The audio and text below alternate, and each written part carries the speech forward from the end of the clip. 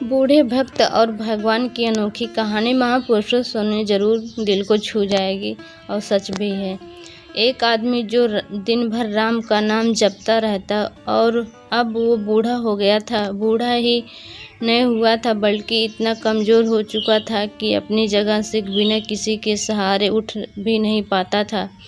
ऐसी स्थिति में भी उसने कभी राम नाम को अपने से अलग नहीं होने दिया। वो पूरा दिन मन में राम नाम लेता रहता।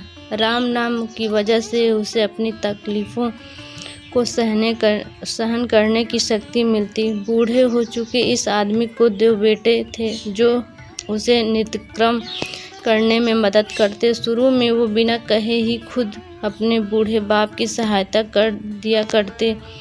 फिर धीरे धीरे जब बाप खुद बुलाता तब आते, लेकिन जैसे तैसे वक्त बीतता गया तो वो 2-3 बार पुकारने के बाद भी मुश्किल से आते और कभी कभी रात को नहीं भी आते।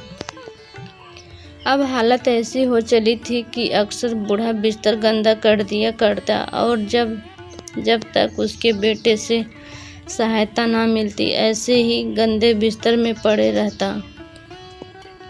बुढ़ापा बढ़ता जा रहा था, उसकी नज़रें कमज़ोर हो चुकी थी। इतनी तकलीफ़ों बदली में भी उस आदमी ने राम नाम का साथ नहीं छोड़ा था। एक बार बूढ़े को नित्यक्रम करना था।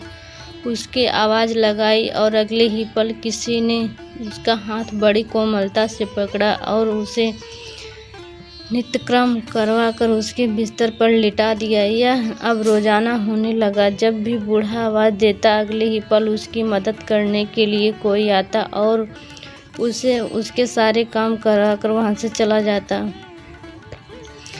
अब हालत ऐसी हो चली थी, अक्सर बूढ़ा बिस्तर गंदा कर दिया करता था।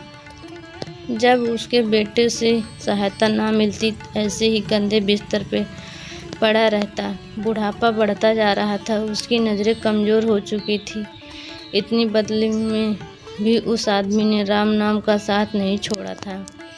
एक बार बूढ़े को नित्यक्रम करना था। उसने आवाज़ लगाई और अगले ही पल किसी ने उसका हाथ बड़ी कोमलता से पकड़ा और उसे नित्यक्रम करवा कर उसके बिस्तर पर लिटा दिया। यह अब रोज़ाना होने लगा। जब भी बूढ़ा आवाज़ देता अगले ही पल उसकी मदद करने के लिए कोई आता और उससे उसके सारे काम करा कर वहाँ से चला जाता। नज़र कमज़ोर हो चुकी थी। देखकर बूढ़ा उसे पहचान नहीं पाता था, लेकिन बूढ़ा जानता था कि यह उसके बेटे नहीं हो सकते और वह आश्वस्त भी उसके बेटे का नहीं था। एक दिन जब बूढ़े आदमी ने अपने नित्य क्रिया करने के लिए अपने बेटे से मदद मांगी तब अगले ही पल उस फिर से वही मुलायम वाला आश्वस्त महसूस हुआ।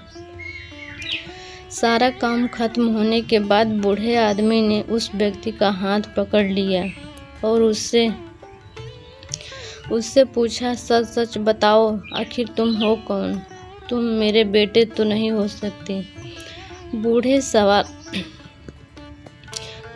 के सवाल के साथ उसके कमरे में बहुत तेज रोशनी हुई और प्रभु ने अपने दिव्य अवतार में वहाँ पर दर्शन दिए। किसी भी वस्तु को बड़ी मुश्किल से देख पाता था। वहीं बूढ़ा भगवान के दिव्य रूप को स्पष्ट रूप से देखने में असमर्थ हो गया। जिस भगवान का नाम वह पूरा जीवन लेता रहा, उसे अपने पास पाकर बूढ़ा उसके चरणों में गिर गया और बोला, भगवान मैं धन्य हो गया जो आपने मुझे साक्षात दर्शन दिए, लेकिन भगवान मैं बहुत शर्मिंदा हूँ क्योंकि मैंने आपसे मेरे नित्यक्रम करवाए। भगवान ने कहा, मेरे लिए सारे काम एक जैसे हैं। अगर वो काम मुझे अपने भक्तों के लिए करना पड़े तो मुझे सभी कामों में खुशी मिलती है। बूढ़े ने हाथ जोड़ते हुए भगवान से कहा, लेकिन भगवान, आप यह सब करने के बजाय मुझे मुक्त क्यों नहीं कर देते? क्यों आपके दर्शन मात्र से मेरी मुक्ति संभव नहीं है? यह सब प्रबंध की वजह से है। तुम्हारा प्रबंध बहुत कठिन है। अगर मंद होता तो मेरे दर्शन मात्र से तुम मुक्त हो जाते। मैं चाहूँ तो तुम्हें अभी मुक्त कर सकता हूँ, लेकिन फिर अगले जन्म में तुम्हें प्रबंध को भोगने के लिए आना पड़ेगा। इसलिए मैं तुम्हें खुद तुम्हारा प्रबंध काटकर तुम्हें मुक्त कराने के लिए सहायता कर रहा हूँ। भगवान ने कहा। इतना बोलकर भगवान वहाँ से अंतर्ध्यान हो गए।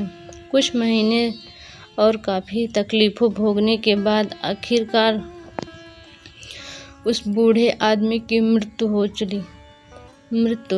मिली। सत्संगत जी, आपको इस कहानी से क्या सीख मिली? कमेंट करके ज़रूर बताना। महापुरुषों, हमें भी दातार का नाम जपते रहना हमेशा, चाहे जो